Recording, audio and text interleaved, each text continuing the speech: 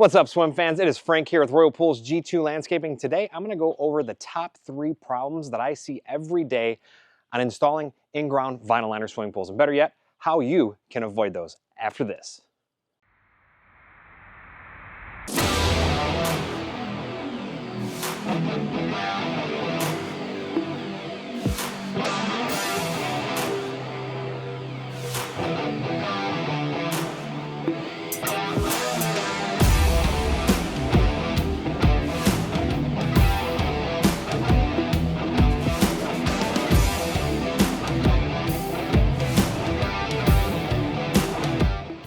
All right, folks, welcome back. If you guys are installing an in-ground vinyl liner swimming pool from scratch, or if you're even replacing a liner, all of these 3 problems that you can solve today will actually work for either or situation. So again, if you're replacing it or installing from brand new, this video will help you. So let's get started. First and foremost, number 1 would be measuring your liner. With that being said, if you get the measurements wrong from the get-go, the whole project will be completely ruined. So let's get started here. Measuring a liner is very important. Each manufacturer does have custom-made vinyl liner measurement sheets. Typically, when measuring your vinyl liner pool, you're going to want to start on the surface. You're going to want to know your length, which is the long way of your pool, and your width. These are going to be signified by most manufacturers via letters. Maybe length will be A and width will be B. Pro tip, check the left side of your pool and the right side. That will give you a good idea. If you have a 32-foot long pool, you might find one side being 32 and the other side being 32 and a half, being a ½ inch. That means your pool is slightly out of square. I would consult with your manufacturer on what is the best method of measurement to take there. All right, now that we got the length and the width from the surface, it's time to get inside the pool. If you do have water in your pool, there is a way to measure it from the surface. You're just gonna have to translate the measurements from the floor up to the top. A good way to do that is taking a pool pole or a solid stick of some sort and putting it right on a break point and holding it up and taking the measurements from the walls above. But let's get started. We're interior today. So if you have steps, you're gonna wanna get measurements of everything. So let's start here. Depths are always important. You're gonna wanna measure your depths to your bead channels, from your walls to the face of your treads. Each measurement is going to be very important to you. The more you take, the more the manufacturer will love you. Again, just follow the directions on the sheet. This is a liner over steel staircase. So we're going to get a measurement from here down to the top of the stair, then the run of the stair. Then you're going to want to drop it down to the next stair, and so on and so forth, all the way until you get to the floor. Now, if you have these stairs built in your pool, the liner over steel, these 3 treads must equal the entire depth of the pool, which is traditionally around 40 inches. So this depth plus this depth plus this depth and then this depth must equal the entire depth of your shallow end. All right, now that we have the depth of the stairs, and I said earlier that it should equal the entire depth, this would be a good time to check out the depth of the shallow end. Remember, those stairs have to match. So we came down and we had a total of 40 inches of depth, which is pretty standard. We just want to make sure we have at least 40 inches or even slightly deeper is a good thing. And what you're going to do is take the tape measure, put it to the bottom of the floor here, which is the top of the vermiculi, go right to this bead channel here and make sure you have 40 or a hair taller. What you're going to want to do is check it in multiple locations along the shallow end, confirming that you have that, which we do here. Make your way all the way to the other side of the pool and do the same thing. This is a short shallow end, so I'm only going to check it 2-3 times. It definitely looks like we have a 40-inch floor that matches the 3 risers of the stairs here. So now you have your stairs done and your shallow end matches. Those 2 things are good. Let's move on to the actual shallow break of the floor. So this is actually going to be the length of the shallow end, and all you're going to do is take the tape measure here, put it to the bottom of the stairs. If you don't have stairs, this just goes right to the back wall. And what we're trying to do is get the distance from the furthest point of the stair all the way out to the break here. Now, if you're replacing a liner, this break might have gotten a little bit wavy over time with heels walking on it, when you had the pool, big parties and all that, you might have some indentations. What you're trying to do is find a roundabout. The cool thing about replacing a vinyl liner is now you can actually make that thing fit even better. In this case, it's a fairly new floor. This is around 6 feet here. What you're going to want to do is you can actually score the vermiculite because it's going to help us for the next measurement. So we know from the bottom of that stair, we have 6 feet to what we call the break. This is where the floor actually starts to kick down to the deep end. Moving on, I'm not going to go to every single dimension here. I'm just going to go through this a little bit faster because the process is fairly same. But now that I marked a little spot in the shallow end here, I have my partner here holding the edge of the tape. This slope, and I wanted to point this out, is very important. You're not going to measure the slope with a tape measure on the ground. You actually have to hold it in the air. Put it on my mark there, bud. Thank you. And find the hopper break, which is where the floor flattens out again.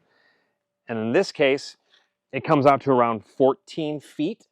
So we know the shallow end is 6. This slope down is 14. Again, this needs to be an aerial measurement, and it cannot be done like this because that angle is going to be completely different. It's going to change the floor. Again, all of these numbers are going to be signified by letters on your manufacturer's form. But now you got your shallow end, your slope. You're going to want to get the width of your hopper. You can measure that flat. The back wall, which is, again, another aerial measurement.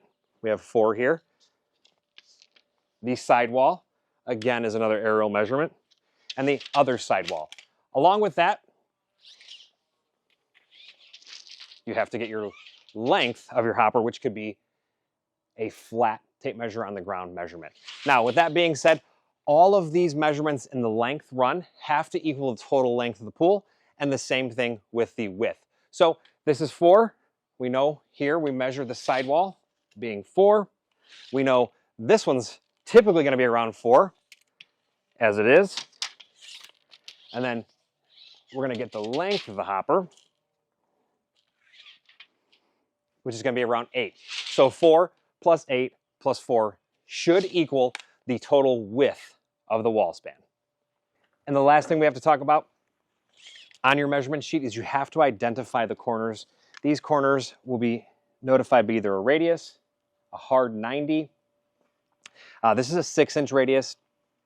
2-foot radiuses are actually wider, and you even have 4 foot all the way up to an oval side here.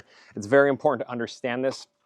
Some manufacturers actually have measuring tools that they actually have on paper or a file that you can print off to figure out what size corner you have, but you're going to have to identify these corners for the manufacturer to get the right cut in. And again, it's not just the shallow end corner here or that shallow end. It's going to be all 4 corners. They're typically equal, but sometimes you will find 2 different on the shallow end versus 2 different on the deep end. So make sure you get that right. Now, I know this can be extremely confusing to you, but getting these proper measurements right is crucial. If you do have any questions, call the manufacturer. They might even have a local installer that can do these measurements for you. But if you can follow the sheet that they give you, it's actually fairly simple when you just slow your brain down and take the proper measurements. Number 2, flooring. So when it comes to vinyl liner in-ground swimming pools, the floor is traditionally made out of vermiculite. You might find sand and you might find concrete, but you should most definitely 9 times out of 10, I'll find a vermiculite floor. When it comes to sand, you just have to reshape it and make sure it's nice and smooth. When it comes to concrete, you might need a concrete professional to come and patch this. What I'm getting at is we want this floor to be solid and as hump-free as possible. You're not going to have a perfect floor. These things are poured by hand and they're hand troweled, but we want to make sure we have no major cracks, no jagged edges. Everything should be fairly smooth.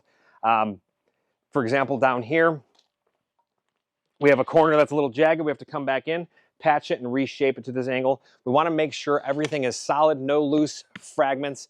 Everything's walkable, because I can tell you what, I can walk on a spot, and if it cracks with my body weight, the water weight will surely crack the rest of it.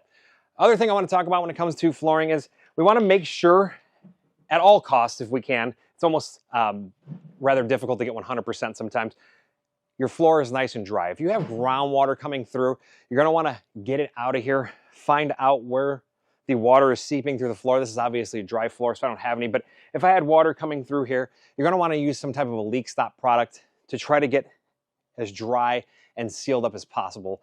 We don't want water rushing through the floor when we're trying to set this thing. It does create a suction sometimes, makes the liner hard to move, and even more, if you do have a lot of water rushing through, it'll actually float the liner if you can't get enough water in the pool fast enough. All right, guys, and number 3, finally, hanging the liner properly. All right, when you get started, every manufacturer has a little bit of a different process, but actually on the box, it'll signify typically which way to point the box and take the lid off because the liner will actually unfold. And then you'll have arrows. In this case, the arrow signifies the deep end. So we're gonna roll this liner out the deep end, but the arrows from the box were pointed for the shallow end here. When we took it off, that means we're gonna unfold it and we can pull it to the deep end. The one thing I wanna point out is if you're starting with liner over steel stairs, if you have a bead receiver or a rod pocket liner, you're gonna wanna start with the stairs, pin your stairs and get your corners right, because now, after you stretch from the stairs, everything else should line up that much easier. Along with that, as you unfold these liners, you're gonna have arrows for breaks, arrows for corners. Try to line those up as best as you can and get the corners set and the breaks all set properly. If you can do that and make sure your seams across the pool are straight, that liner should rest nice and snug for you. All right, guys, so there you have it, the top 3 problems that we see occur on a vinyl liner in-ground swimming pool and how to address them. Before I end this thing, I know I gave a lot of measuring tips and tricks on how to actually measure the liner. This was not a measuring video. I didn't give you every single tip and trick in the book here. In order for me to do that, it would take forever. So what I urge you to do is consult with your liner manufacturer. They have tons of great information in their portals that they give you as far as their installation manuals and how to measure them. Always consult with them. There's a million ways to skin a cat in this industry. Your goal is to make sure you have the proper information for the manufacturer. So hopefully that helped, and hopefully you can get through these problems if you do run across them, and we'll see you guys in the next one.